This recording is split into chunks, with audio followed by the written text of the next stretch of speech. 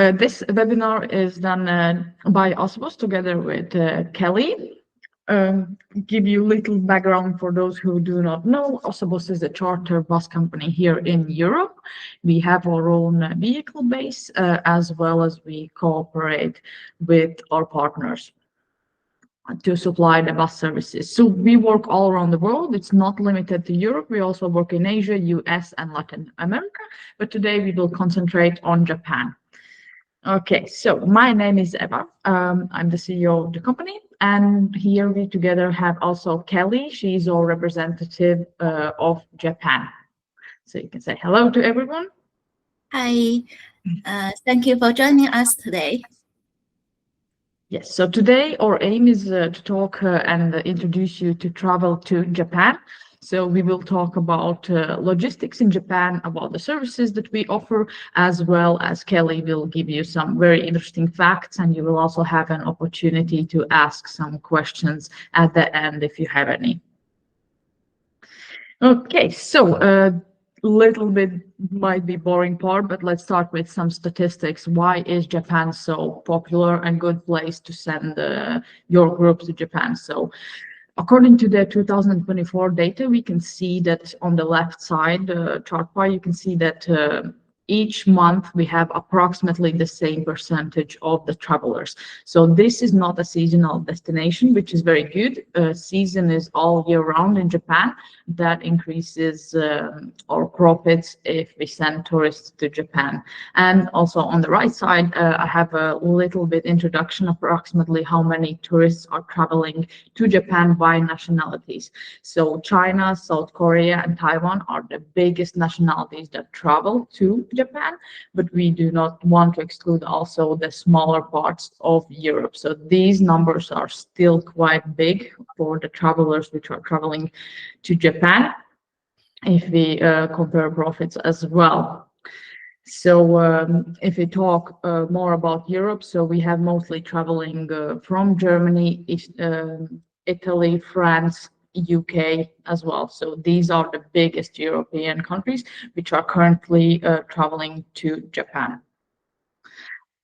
Then next slide, moving on, we have overview of the transportations that are used in Japan. So we have charter bus rentals, so for bigger groups to move around Japan. Then we also have some private transportations, of course, car rental, then Shinkansen as well. So traveling a lot by the train, taxis, and sightseeing trains as well. So in Japan, the travel by the train is the biggest transportation, ground transportation that is used currently in Japan.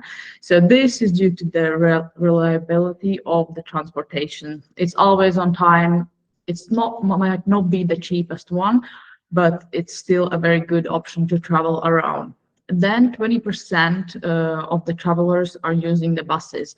So this is mostly used for group travel. So if you have a bigger group, let's say 20 or 40 people, then it might be most cost effective to use buses for your groups in Japan. Then also we have, of course, the taxi services. These are mostly used for short distance rides like airport transfers or point-to-point transfers. And of course, if you're confident enough, then you can also use the car rental. So this would not be suggested for the first-time travelers, that it can be very difficult to travel around Japan with car rental. Okay, so our availability in Japan. We offer all kinds of transportation services in Japan. So starting from one person, even up to large groups, let's say 150 or 500 people. So it doesn't matter how big or small is your group, we can cater for your needs. We have even had groups in the past of 150 and 300 people at the same time. So we have vehicles like sedans, minivans, as well as bigger coaches up to 30, 45, 55 seats available in Japan. So we work with FITs as well as large groups. So we also have availability of the luggage trucks. This is also very commonly used in Japan. So the buses don't have enough space for the luggage, so we can also organize the luggage trucks. Also, this is used for the longer trips. Whenever the group is doing the sightseeing, their luggage can be transported from one hotel to another hotel. This is also very commonly used in Japan. If we compare it to Europe, here in Europe, we do not use as much this possibility. Then also, it's very important to note that drivers of the buses most likely will not speak English. They are usually commonly, you can see that only Japan-speaking drivers are available. So this is very important, why you should also hire either a translator, assistant, or a tour guide, or you can even have your own tour guide who speaks Japanese in your group. So that means you will not need to spend some extra money to hire this with a company. Otherwise, it's not possible to travel with the bus for a tour if you do not have someone who speaks Japanese, as it is impossible to communicate in the most cases. So for simple services like from airport to hotel, like point-to-point transfers, this service is possible without the English Japanese-speaking person, but for longer services, a translator or guide is required on spot as well. So we have a local and experienced drivers. All of them know the area. They have been driving in there for years, so they are very, very common with the trips that you will have. Of course, all of the licenses and the liability insurances as well, that is certified for the companies that we work with. And yes, so the next one, Japan is a very difficult location when you need to book. So this is suggested to book at least a few months in advance to secure your booking. Most common request is at least 3 months in advance. So if you're planning ahead, it's always good to make sure that you book well in advance to secure the spot, especially in the high season or in the seasons when there are some celebrations, which Kelly will tell you a little bit more in a while. Apologies, I'll quickly let in someone's trying to get in. Okay. Okay, so we as a company also offer DMC services in Japan. So we are not limited only to the transportation services. We also offer ready-made packages, which are available in our partner site, which is dispot.travel. So we work with group and individual tours, accommodations, entrance tickets, guides in different languages like English, Spanish, or German, and of course transportation services. So the benefit with us is that you don't have to book the whole package. You can just pick and choose which services you want to book, and there is no minimum that you need to acquire in order to book with us. So it can be one person traveling, it can be a group of 10 people or even 20 people. So again, it doesn't matter. So I would say that our strongest expertise is that we have a local knowledge of the area, as well as I mentioned, so local expertise with the guides, with the tour leaders, translators, as well as drivers. We provide comfort and experience with the coaches. We have multilingual services, so this means that we can have guides in different languages. Most common ones that we do have is in English, Spanish, and German, but if you have any other requests for other languages, we can always check that if we have availability in the area. We provide local assistance, so we have our colleague Keli there on spot as well, so she can be locally to help the groups there as well. And of course, we have tailor-made solutions. We can create itineraries for each of the group from scratch. So it can be either a package or personally made trip for your group. So for example, we have one of our fixed itineraries available here, 9 days in Japan, Tokyo, Osaka, Kyoto, and Hiroshima. So this is the tour that we do in March, and anyone can join. So this is available as also online, and the dates will be announced soon. So if you're interested, you will also receive an email with updates and prices offered. So basically, this tour offers like a bus tour. It's a fixed itinerary with English-speaking guide and tour leader, which covers most of the sites in Japan. Okay, let's move now on to the interesting part, and Kelly will be taking over. Hi, everyone. Thank you so much for joining us for today's session. So I'm Keli. I live in Hokkaido, Japan. I've been living in Japan for almost 3 years. As a foreigner living in Japan, I love traveling and exploring new cultures. I find so many interesting aspects and so many like stunning travel spot and not and some places are underestimated. So today I want to share with you. Okay, let's go to next page. So Japan interesting travel facts. So one thing, if you come to Japan, so you will experience excellent service, but there's no need for tip. I mean, if you insist, I guess they will accept, but there's no need for tip.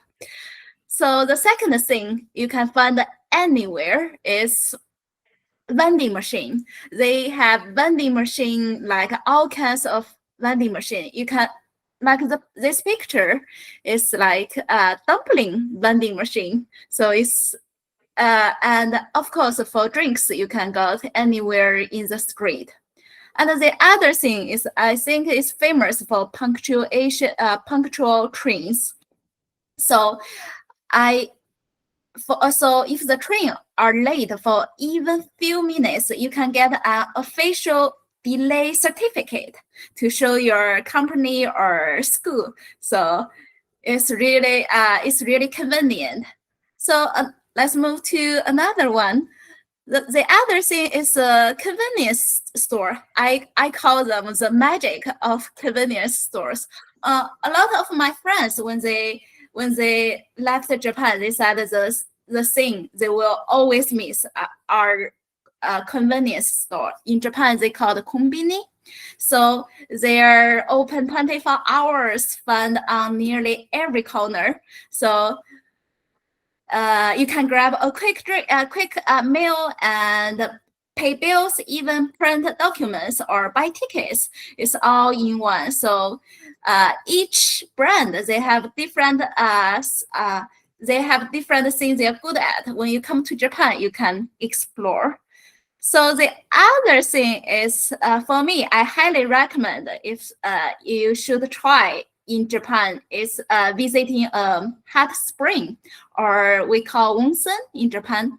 Unlike many countries where people wear swimming suit in hot springs, in Japan, everyone bathes naked. So it's part of tradition and hectic, I guess. So I think it may feel uncomfortable for visitors, but I highly recommend trying it at least once. So it's really deeply relaxing experience, and it's part of it's an important part of Japanese culture, I think. So if you come to Japan, no matter in which season, you can always find a really good onsen spot. So the other thing is clean, but no like few trash bins. So make sure bring your trash with you until, I guess, if you want a trash bin, you can find it in the a convenience store. Okay, let's move to next one. So this thing, I think, is really unique in Japan. It's like elevator etiquette. So people stand in one side and leave the other side open for those people who want to walk.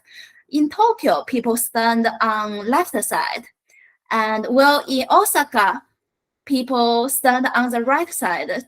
So but sometimes you will find different areas have different rules. So just observe what others do, and just follow the flow.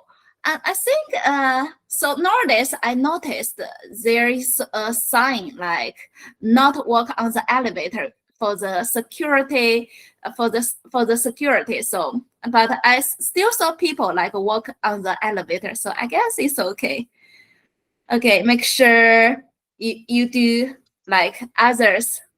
Okay, so for best season to travel, I think there's no bad season to travel to visit Japan. Every season has its own charm. So spring, we have cherry blossom, we call the hanami.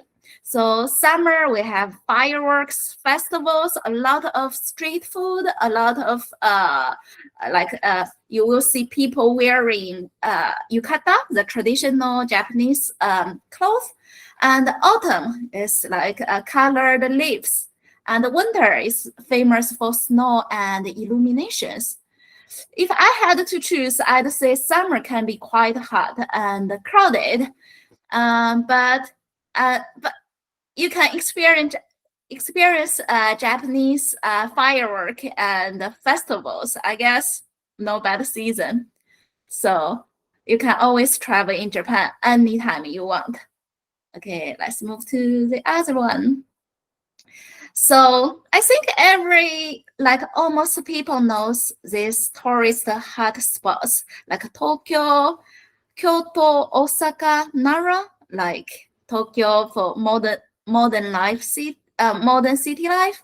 Kyoto is for historical temples, and Osaka is like local. Everyone says like they're friendly locals and amazing street food.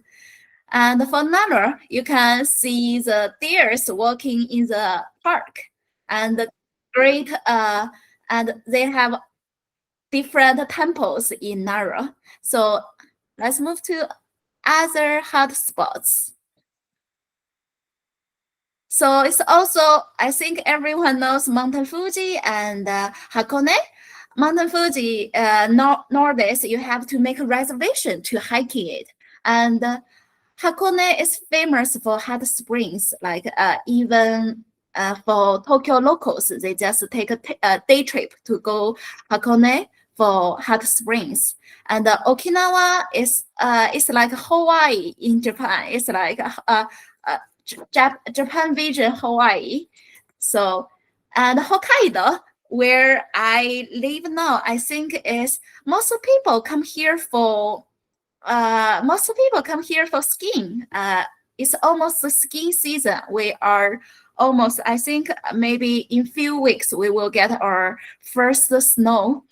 But I think summer is the best season. It's cool, and you can enjoy fresh seafood and beautiful flower fields. So personally, I think summer is the best season for Hokkaido. Okay, let's move on to next one. So here are some hidden gems of Japan. That's my personally favorite, and my Japanese friends also highly recommend some places for me. So first thing is Hokkaido. So you can see the picture, that the pink one I took in spring is vast nature and flower fields. In different seasons, they have different flower fields. So you can come visit any season. You will Hokkaido will surprise you. So second one is Aomori. Aomori is not far away from Hokkaido. So I think for this one, Aomori Shiragami Sanchi is good for hiking lovers. It's heritage beach woods in Aomori, and it's very popular. I recommend to go there from April to October, because in the winter Aomori is also heavily snow. So let's see next one. So Karuizawa is like a Tokyo favorite. Tokyo locals like go there. They have a stylish mountain resort. Like you can, if you come to Tokyo, you can just take train to go to Karuizawa. It's short train ride from Tokyo. It's popular weekend gateway for Tokyo residents, and known as for cool air. In the summer, Tokyo is really humid. People like go to Karuizawa because it's cool air and good cafe and shopping street surrounded by nature. So the other one I want to recommend is Kanazawa. Kanazawa is we call the Little Kyoto. It's Little Kyoto. It's a historical city with gardens, and it's less crowded than Kyoto. And you can experience historical street, a lot of temples, and also famous for their gift, for their dessert. Okay, let's see the other recommendations I have. It's Nikko. I think you may heard this one because it's UNESCO temples and waterfalls surrounded by forest. People go there to see the buildings, to see the temple in Nikko. So the other one is called Oalai Isosaki. It's Jinja Shrine. It's like you can see in the picture, it's a shrine, like you can close to the ocean. So Japanese visit there on like January 1st to have their first visit to the shrine. So this is if you go there on January 1st, it will be really crowded. So let's move to the other one.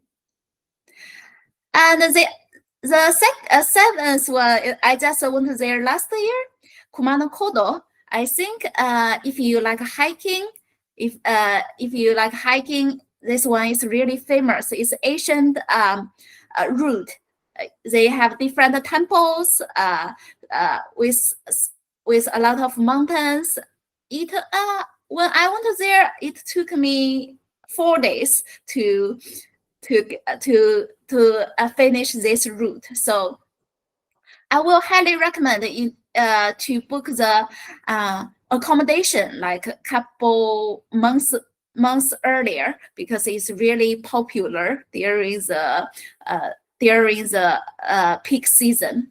So the other one, the last one I recommend is Shimanami Kaido. It's a cycling route across different islands and bridges. So you can see stunning ocean views and with different islands. So you can, like, you may know, like Japan, each area they have different local food. So when you're cycling in different islands, you can try wonderful yummy like local food. So if you like cycling, this is must try. So let's move to the other, the last one here. Oh, here's me. I joined local summer festival. It's also in the summer. Summer is a festival season. I was a volunteer just for the parade to. So they will. This is the final scene. The traditional scene. They will go to the ocean to like parade to hope next year there's no big accident on the ocean.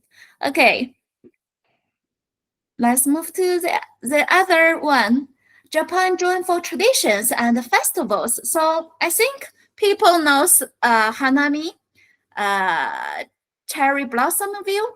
So if you come to Tokyo or like during the spring, you will see people picnics under the sakura trees across Japan. So they so I think it's It's unique. You can see people, even they have the light up for the night. The other thing I recommend for is Spring Festival is Takayama Spring Festival. I think this hold every April 14th and 15th. Is beautiful decorated floors in Fuji. Okay, let's see the other one. So in the summer, they here is two big festival. One is Gion Matsuri. It's held in Tokyo. I think it's during the whole July. So every day they have different events. This is one of the biggest festival in Japan. It's a really old one with traditional customs. Okay, next one is Nabuta Matsuri. Nabuta Matsuri is held in Aomori. I just recommend this Aomori mountain hiking trail. So this one is giant illuminated flowers, music and dancing. So it's really crowded. You also should like book your accommodations, everything early, because last year I tried to go there, but there's no hotel for me, so I didn't go. My friends went there. They highly recommend to me. So let's see the other festivals during autumn. Okay, this one, Jidai Matsuri, is also held in Kyoto. It's people wearing historical costumes to parade. So the other one is held in Osaka. You can see this scene. People will hold the scene, and it's every year so many people just fly to there for this festival. Okay, let's see what we have in winter. So, oh, this is me again. We have snow festival in Sapporo. I currently live in Sapporo, so I think next year is held in February. It's in February. So if you come to Hokkaido in February, you can see a snow festival, huge ice and snow, and like different characters. Last one is not far away from Sapporo. It's Otaru Snowlight Pass Festival. It's candled, it's lit snow scenes. It's very pretty. People just go there to take pictures and upload on social media. Okay, let's move to next one. Tips and tricks for Japan travelers. So nowadays, people use digital money, but when you travel in Japan, make sure you always carry some cash, because some small shops, there's like cash only. So make sure you always have cash with you. And the other thing is like, I think it's unique. Be quiet on train. You can't talk on the phone.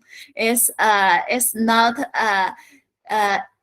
talk on the phone is considered rude. So there's no phone or on silent mode when you take train in Japan. So the other thing is follow the queue. Japanese line up neatly everywhere, like literally like everywhere. Sometimes in like some restaurant, if you come to Japan, you will see some restaurant, there's a long queue. People wait for 2 hours just for ramen. But yes, so always line up neatly.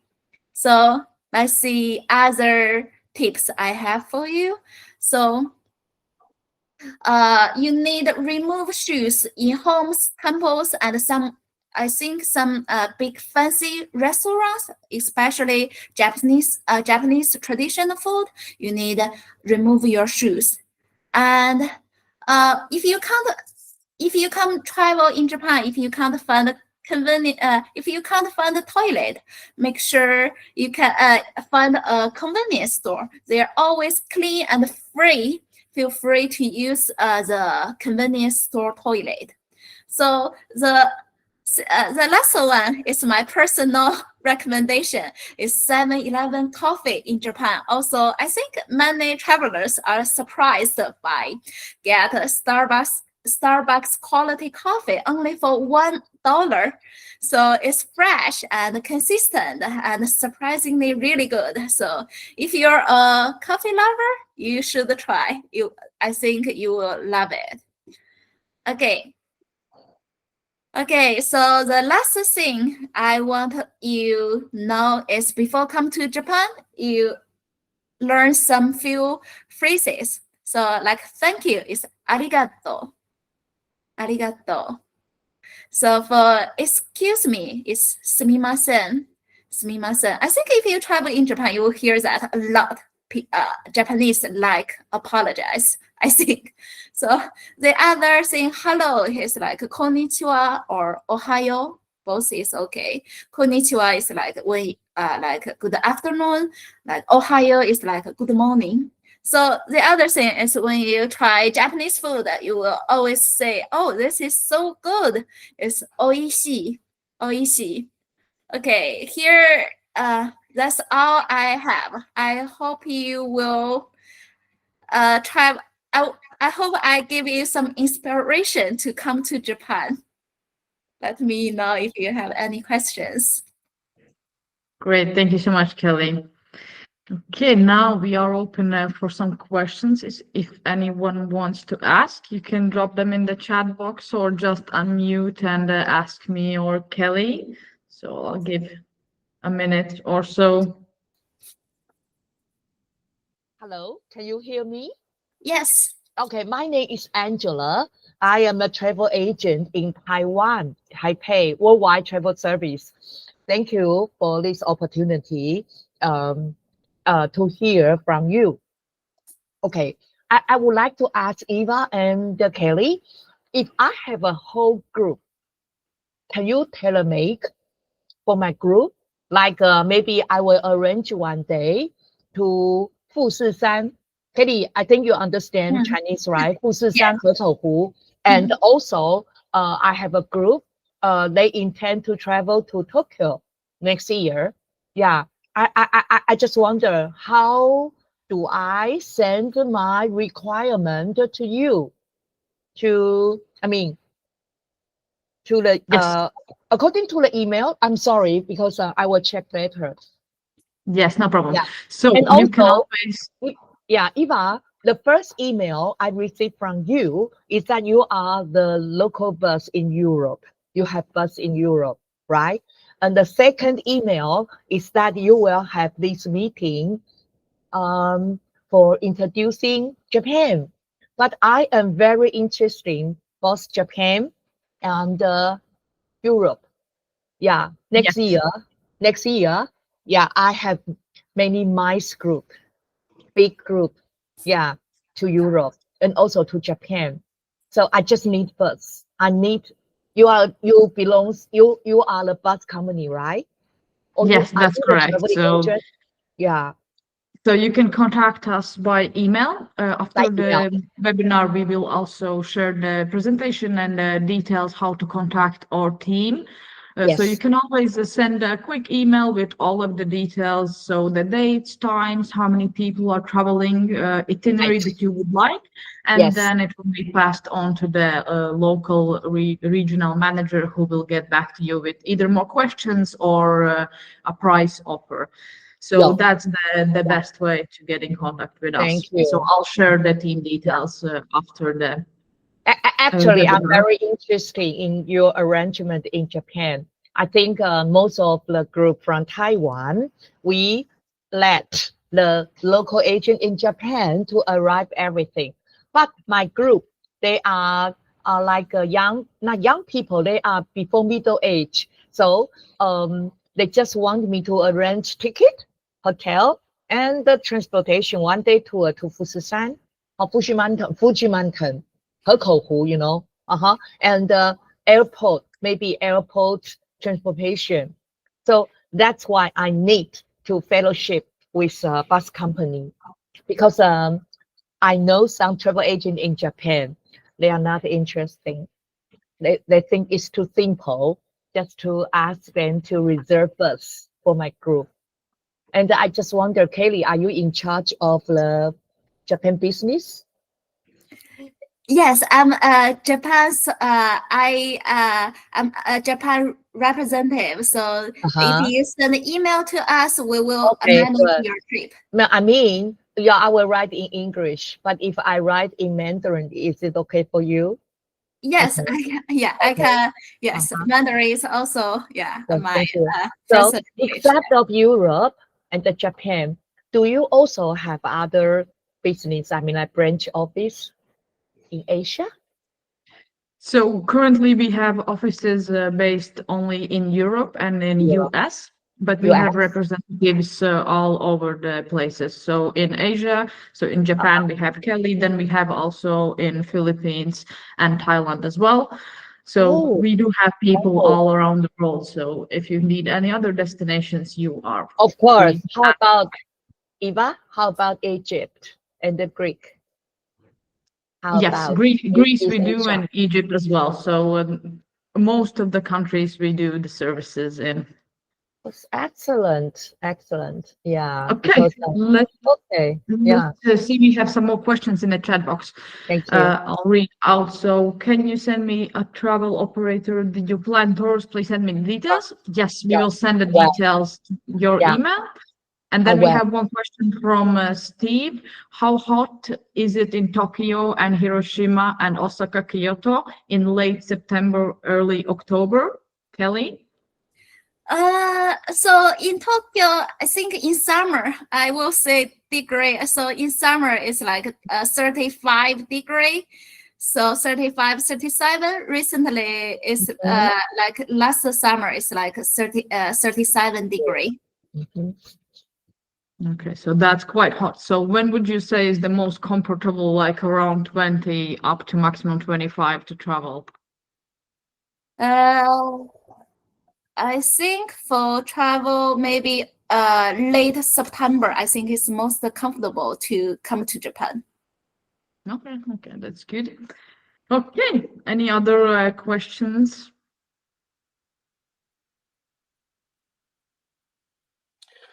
Maybe if I can just speak my questions rather than type them. Yes. So my question was, how hot is it in late September, early October? So that's not really summer? September is already cooled down. I think depends on where are you going. If you go to Tokyo, it's still like 31 or 27 is this year. So But late September. So I'm talking effectively. So let's say in the last few days of September and into October. I'm trying to be quite specific. Sorry to ask, but I don't want to be general. I want to be very specific. So if we're talking about coming, let's say in the last week of September or perhaps the first 2 weeks of October, that's a nice time to go. Okay, I think late September to early October is good season. It's like 27 or 20 or 23 degree in Tokyo. There is a late September, so it's no problem in the late September, early October. Yes, it's like 27. And that'll be the same for Hiroshima, Osaka, Kyoto? Much the same? Yeah. Yes, I think it's almost the same. Like Tokyo is not far away from Osaka. Yeah. Okay. And rainfall? And what? Rainfall, rain? No, it depends on I think October is like I just in Tokyo couple weeks ago. It's not raining. It's not raining. Yes. Okay. It's not a rainy season. So that sounds like a nice time to come. It's a good temperature. It's maybe not as humid and not so much rain, right? So that's quite a nice time to come. Yes, I think it's a good season. It's not humid. It's not like August. I don't recommend in July or August come to Tokyo. Okay, that's helpful. Also, it's probably not as busy. You probably, I understand you have the cherry blossoms in April, but that's probably peak season, I would think, when probably many people come for that reason.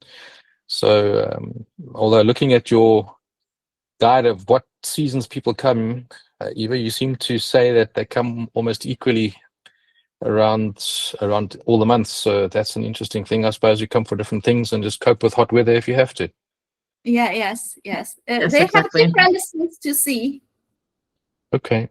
I'm interested to look for someone to work with for groups. I'm from South Africa.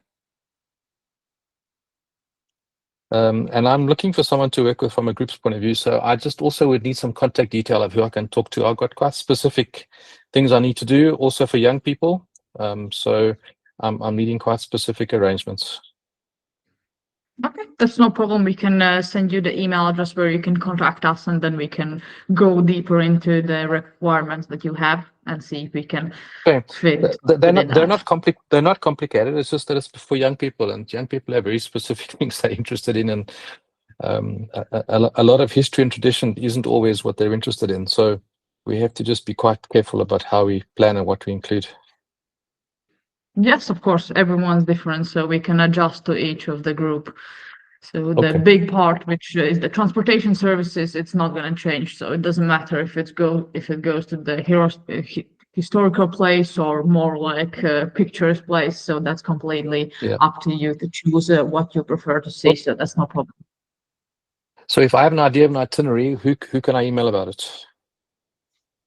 I will provide details in the email, which people you can contact at what time. So if it's for the transportation part only, there will be your ground team. For the transportation requests, if it's DMC, there will be a different team for the DMC services. So I'll email those details shortly after the webinar.